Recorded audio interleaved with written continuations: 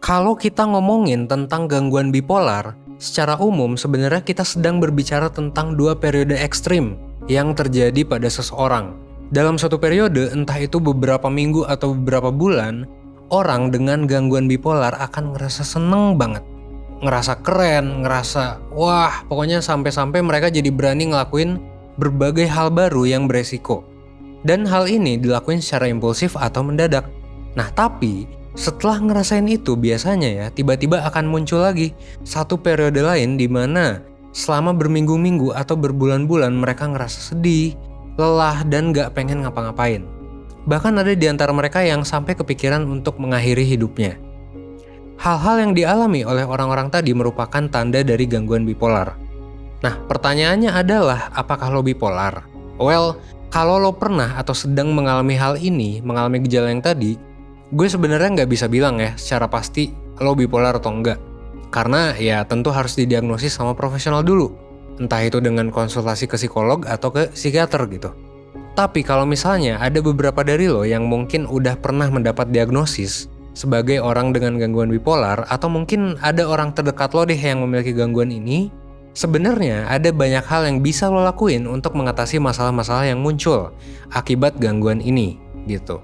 Makanya di video ini gue bakalan ngebahas soal hal-hal apa aja yang bisa lo lakuin kalau lo hidup dengan gangguan bipolar. Kalau lo penasaran, lo tonton video ini sampai habis biar lo dapet keseluruhan insight-nya. Tapi sebelumnya, jangan lupa buat like dan subscribe dulu biar lo gak ketinggalan video-video lainnya dari 1% yang bisa ngebantu lo untuk mengatasi berbagai masalah dalam hidup lo. Oke, jadi apa itu gangguan bipolar? Secara umum sebenarnya menurut American Psychological Association, APA, gangguan bipolar adalah gangguan kesehatan mental ya, gangguan mental di mana seseorang mengalami perubahan mood secara drastis. Dari yang tadinya senang dan berenergi jadi sedih dan kelelahan atau sebaliknya. Nah, gak cuman itu, orang tersebut juga merasakan mood-mood tadi secara intens gitu. Jadi kuat banget lah perasaannya untuk jangka waktu yang cukup lama. Misalnya berminggu-minggu gitu. Jadi perubahan moodnya itu nggak terjadi tiba-tiba. Misal satu hari paginya lo seneng, siangnya lo sedih. Itu mah normal gitu. Itu mood swings. Tapi kalau lo ngerasain perubahan ini dalam waktu berminggu-minggu secara intens, nah itu baru bipolar. Fase di mana seseorang merasa seneng dan berenergi itu dikenal sebagai fase mania atau episode mania gitu. Selain ngerasa seneng dan berenergi, orang yang lagi dalam episode mania itu bisa ngerasa dirinya tuh sangat keren gitu. Punya banyak ide, ngerasa bahwa dirinya tuh gak butuh tidur, dan berani buat ngelakuin tindakan-tindakan yang impulsif dan beresiko. Misalnya, tiba-tiba bisa orang itu belanja abis-abisan, ngabisin puluhan juta gitu. Bikin tato satu punggung di suatu hari tiba-tiba gitu, atau tiba-tiba pengen aja gitu untuk ngebut-ngebutan kenceng-kencengan di jalan. Nah, sementara itu fase di mana seseorang ngerasa sedih, yang sebaliknya gitu ya, ngerasa sedih dan kelelahan itu dikenal sebagai episode depresi. Selain sedih dan kelelahan, orang yang sedang mengalami episode ini juga bakalan bisa ngerasa hampa, ngerasa bersalah, merasa gak berguna, sulit berkonsentrasi, gak pengen ngapa-ngapain, dan juga bahkan punya keinginan untuk bunuh diri, bahkan mungkin udah ngelakuin percobaan bunuh diri gitu. Nah intinya seseorang dengan gangguan bipolar itu mengalami episode depresi dan episode mania secara berganti-gantian gitu. Gangguan bipolar ini adalah gangguan yang disebabkan oleh ketidakseimbangan kimia di otak. Jadi bukan sekedar mood swings biasa yang bisa ditangani sendiri dengan mudah. So, kalau lo memiliki gangguan bipolar atau punya gejala-gejalanya, maka sebenarnya ya paling disarankan untuk lo meminta bantuan dari tenaga profesional, seperti misalnya psikolog gitu. Walaupun begitu, lo juga sebenarnya bisa nih dan tetap perlu juga untuk ngelakuin berbagai strategi dalam kehidupan lo untuk mengurangi dampak dari gangguan ini. Strategi-strategi ini sebenarnya dikenal dengan nama strategi self-management atau manajemen diri. Nah, pertanyaannya, kalau psikolog bisa ngebantu mengatasi dampak dari gangguan bipolar, kenapa sih kita harus terus gitu? Harus tetap ngelakuin strategi manajemen diri? Well, sebelum menjawab pertanyaan tersebut, gue mau jelasin dulu bahwa kalau misalnya gangguan bipolar itu adalah gangguan yang terjadi terus-menerus, alias bisa jadi terjadi seumur hidup gitu. Yang artinya gangguan ini tuh sulit banget atau bahkan bisa dibilang gak bisa sembuh gitu, gak bisa hilang, gak bisa sembuh sepenuhnya lah. gitu ya. Ini gangguan yang kalau lo mengalaminya, lo akan mengalaminya tuh terus dari umur sekarang sampai lo tua. Tapi sebenarnya kalau lo punya gangguan ini, meskipun gak bisa sembuh total gitu ya, lo bisa berusaha untuk meminimalisir dan memanage gejala-gejalanya. Supaya apa? Supaya mood lo bisa lebih stabil dan bisa berfungsi dengan baik di kehidupan sehari-hari. Nah sebenarnya inilah yang berusaha dilakukan oleh psikolog gitu. Ketika mungkin lo ke psikolog dan misal mereka ngasih konseling, ngasih terapi gitu untuk orang dengan gangguan bipolar. Tapi berbagai penelitian menunjukkan kalau misalnya bantuan yang diberikan oleh psikolog itu bakalan lebih efektif kalau misalnya ya orang itu ikutan juga untuk melakukan self-management atau strategi manajemen diri dalam kehidupannya sehari-hari. Kenapa? Karena ya gejala bipolar ini bisa muncul kapan aja, bahkan meskipun lo udah ikut terapi gitu. Dengan strategi manajemen diri ini, lo sebenarnya jadi bakalan bisa mengontrol, meminimalisir, atau bahkan mencegah kemunculan gejala-gejala bipolar lagi gitu. Nah pertanyaannya adalah, apa nih strategi manajemen diri yang bisa dilakuin kalau misalnya kita punya gangguan bipolar? Well, hal pertama yang bisa lo lakuin adalah dengan membuat rutinitas. Jadi tips yang pertama adalah membuat rutinitas, oke? Lo bisa membuat rutinitas dengan melakukan berbagai kegiatan pada jam yang sama. Misalnya lo bisa nentuin kalau setiap hari lo bakal ngusahain tidur jam 11 malam dan bangun jam 6 pagi. Nah mungkin lo bertanya-tanya gitu, kenapa sih rutinitas penting? Apa hubungannya? Well, gue mau ngasih tahu nih, kalau misalnya sebagai manusia kita itu kan punya jam biologis, yaitu jadwal yang diikuti oleh tubuh kita dalam berfungsi. Misalnya dalam membuat kita ngantuk gitu, dalam membuat kita tidur, atau dalam membuat kita bangun dan terjaga gitu. Nah jam biologis ini dibentuk salah satunya oleh waktu kita melakukan kegiatan sehari-hari. Kayak misalnya waktu kita makan, waktu kita kerja, waktu kita tidur, dan lain sebagainya. Nah kalau misalnya waktu ini berubah-ubah, ini bakalan membebankan tubuh kita. Karena ya tubuh kita harus bekerja buat menyesuaikan kembali jam-jam tertentu gitu pada kehidupan kita sehari-hari. Nah banyak penelitian yang nunjukin kalau gangguan pada jam biologis itu bisa bikin mood kita terganggu. Jadi lo bakalan lebih rentan gitu. Nah bahkan ya tentu pada orang-orang dengan gangguan bipolar. Gangguan pada jam biologis itu bisa memicu munculnya episode si bipolar ini, entah itu episode mania atau depresi.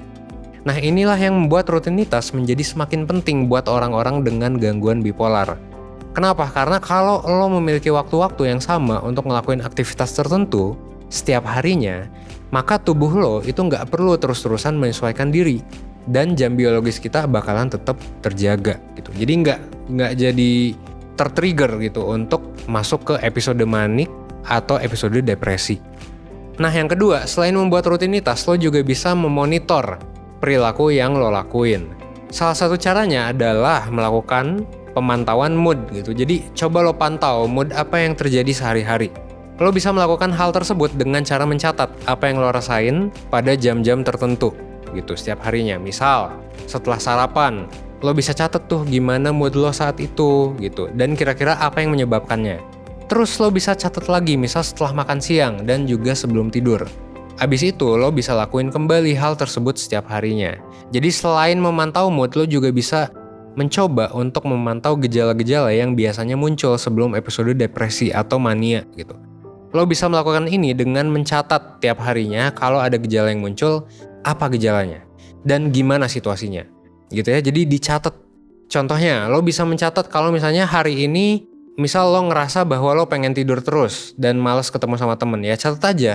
Hari ini gue ngerasa pengen tidur terus dan malas ketemu temen. Catat aja gitu. Sama kayak pemantauan mood. Jadi ngemonitor mood ya.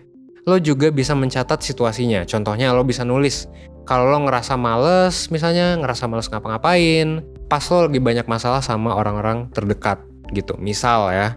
Dan pemantauan mood juga bisa ngebantu lo untuk ngelihat progres perubahan mood lo tiap harinya. Dan lo jadi bisa ngelihat pola dari mood lo. Contohnya, mungkin lo bisa jadi ngelihat kalau umumnya lo ngerasa sedih selama 2 minggu berturut-turut gitu. Nah terus misalnya abis itu lo ngerasa biasa aja, abis itu lo ngerasa sedih selama 2 minggu berikutnya. Nah jadi bakal kelihatan polanya gitu. Apakah 2 minggu, apakah seminggu gitu, apakah ternyata berbulan-bulan gitu. Jadi ada polanya. Memantau mood ini juga sebenarnya bisa ngebantu lo untuk ngelihat situasi seperti apa gitu yang bisa memicu lo untuk merasakan mood tertentu. Hal yang sama juga berlaku buat pemantauan si gejalanya. Nah, bahkan dengan memantau gejala dan melihat pola kemunculan dari gejala, lo juga bisa memprediksi kapan lo akan mengalami episode mania atau kapan lo akan mengalami episode depresi. Jadi lo bisa memprediksi tuh. Oh ya, kalau gue kayak gini berarti kemungkinan gue bakal episode ini nih. Nah, gitu ya. Tapi untuk bisa memantau gejala, lo juga perlu tahu kira-kira persisnya gejala-gejala mania dan depresi yang lo alamin tuh kayak gimana. Untuk ngelakuin hal ini sebenarnya lo bisa coba konsultasi sama psikolog ya. Gak cuman itu, sebagai ahlinya juga psikolog bisa ngebantu lo. Kalau misalnya lo bingung gitu untuk ngelihat pola dan gak tahu gimana caranya mengantisipasi si episode mania atau depresi ini. Gitu ya. Itu tips yang kedua. Tips yang ketiga, strategi selanjutnya adalah memanfaatkan hasil pemantauan mood dan gejala tadi gitu. Jadi coba lo buat rencana pencegahan. Rencana pencegahan adalah rencana yang bisa lo buat untuk mencegah terjadinya episode mania atau episode depresi di gangguan bipolar. Hal pertama yang bisa dilakuin adalah mencatat strategi yang bisa lo lakuin untuk menstabilkan mood atau membuat lo ngerasa lebih baik ketika lo mulai merasakan mood-mood atau gejala yang biasanya muncul gitu sebelum episode mania atau depresi. Misalnya, yang bisa lo lakuin adalah mungkin dengan mengurangi aktivitas lo biar gak terlalu sibuk, terus lo berolahraga, atau lo bisa menghubungi temen lo untuk curhat gitu. Nah, dengan kayak gitu lo jadi bisa tahu apa sih yang perlu lo lakuin untuk ngerasa lebih baik dan mungkin ini bisa mencegah terjadinya episode mania dan depresi dari bipolar gitu. Atau kalau gak bisa mencegah ya, at least bisa mengurangi dampaknya. Nah, sampai sini mungkin lo bertanya-tanya, gimana nih caranya biar gue bisa bener-bener tahu kapan gue bakal mengalami episode mania atau depresi? Gimana caranya gue bisa tahu apa yang bisa gue lakuin? Terus gue mesti ngapain kalau misalnya strategi yang gue coba itu gagal? Mungkin beberapa dari lo nanya kayak gitu. Nah, sebenarnya dalam melakukan strategi manajemen diri, itu pun lo tetap perlu arahan dari psikolog gitu. Kalau saran gue sih memang ya udahlah ke psikolog aja kalau lo ngerasa punya tanda-tanda ini. Akan sangat membantu kalau lo ke psikolog terlebih dahulu untuk tahu sebenarnya apa masalah lo dan apa yang mesti lo lakuin gitu. Siapa tahu kan yang lo pikir itu cuman misalnya self-diagnosis gitu. Lo ngerasa lo bipolar padahal sebenarnya enggak.